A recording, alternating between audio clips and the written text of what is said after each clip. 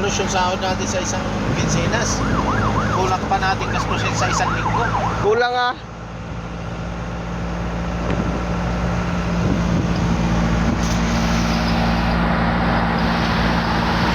Hindi sumasapat sa isang linggo yung yung sahod ko dito.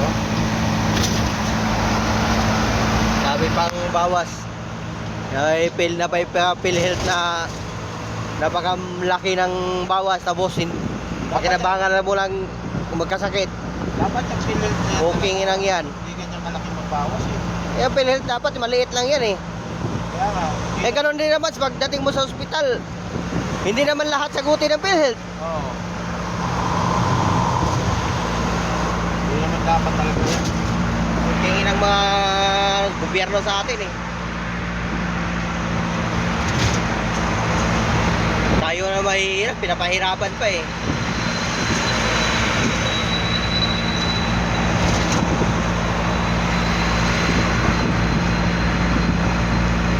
Dapat yung PhilHealth na yan yung ginawang yung kaltasan sa pag-ibig eh. Oo.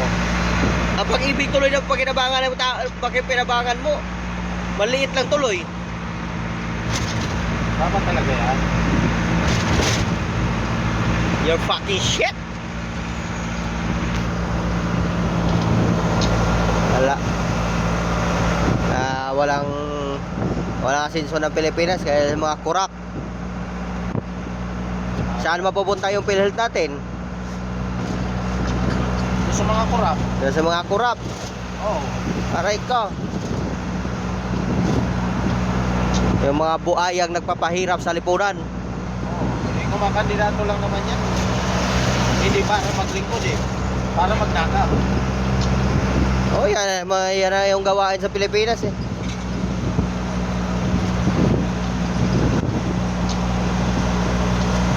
Oo, yan yun. Sino kaya makapagbabago dyan? Ano na yan? Kahit sino maupo dyan. Okay. Siguro kung ibang lahi siguro ano dyan, mga ibang bansa, Baka sakali.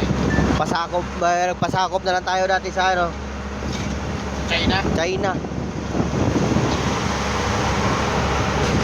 Bahalang mag-gera.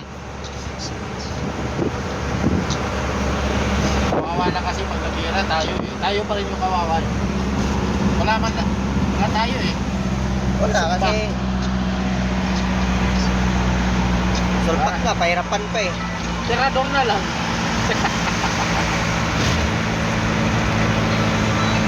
Sa ibang bansa, mga basta't lalaki, pinapahawak na ng baril eh. Oo.